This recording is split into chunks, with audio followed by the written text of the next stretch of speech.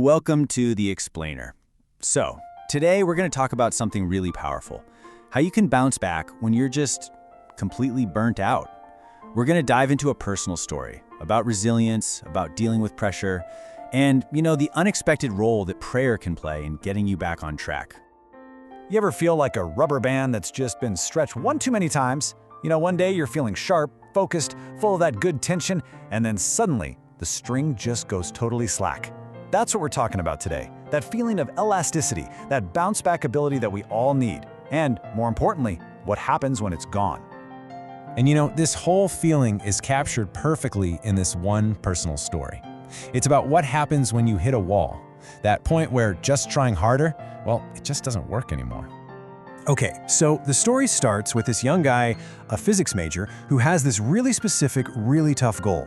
He wants to become a patent attorney, and he just pours everything into it. We're talking 4 years of his life, grinding away, studying for one of the hardest exams you can possibly imagine. But here's the thing that would drive anyone crazy. He kept failing, but just barely, like right on the cutoff line every single time. He's stuck in this super frustrating loop of almost making it. And of course, what does he think? The only thing he can think is, I just gotta try harder.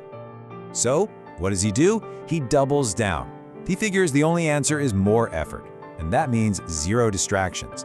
He completely isolates himself, he cuts off relationships, stops taking calls. His entire life becomes just him and his books.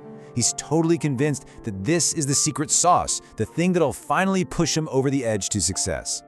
But it completely backfired. Big time. Instead of a breakthrough, he had a breakdown. He ended up totally and completely drained, both mentally and physically. And after all that sacrifice, all he had to show for it was just pure exhaustion. All right, so here he is, facing what he's decided is going to be his very last shot. And at this low point, something clicks. He has this massive realization. In all these years of grinding, of strategizing, he never once prayed about this huge, life-altering decision. He'd been doing it all on his own. So he decides to try something radically different. He commits to 40 days straight of early morning prayer. And get this, the goal wasn't even to ask to pass the test. It was just to seek guidance, to actually listen for a change, instead of just plowing ahead with his own plans.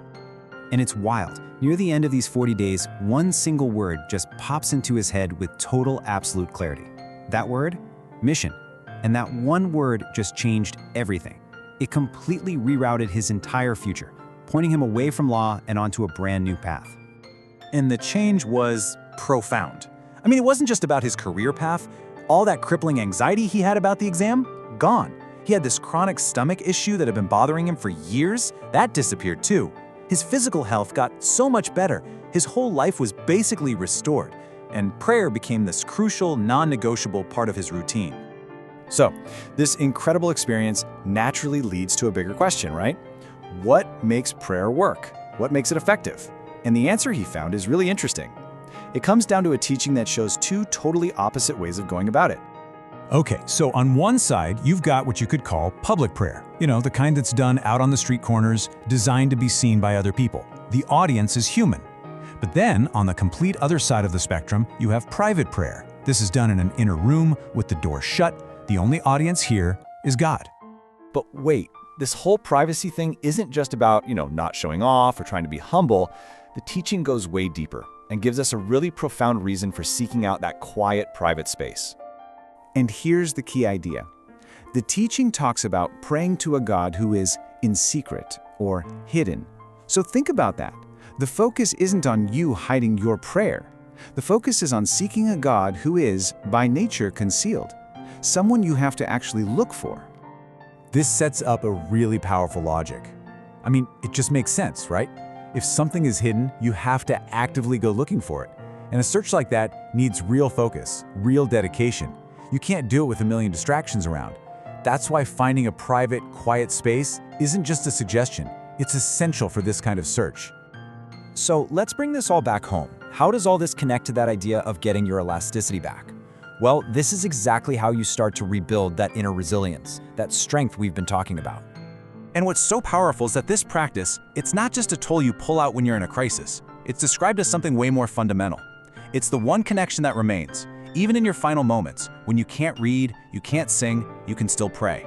It's the last thing left. So here's the big takeaway.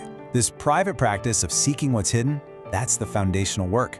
That's how you rebuild your spiritual and mental elasticity. It's like you're actively reaching out and retightening that slack string, bringing that resilience, that snap back into your life. And that really leaves us with a final thought, a question for you to chew on. What's the thing you've been trying to solve all on your own? Maybe it's your career, your family, your health. What major challenge have you just been throwing your own exhausted effort at over and over again?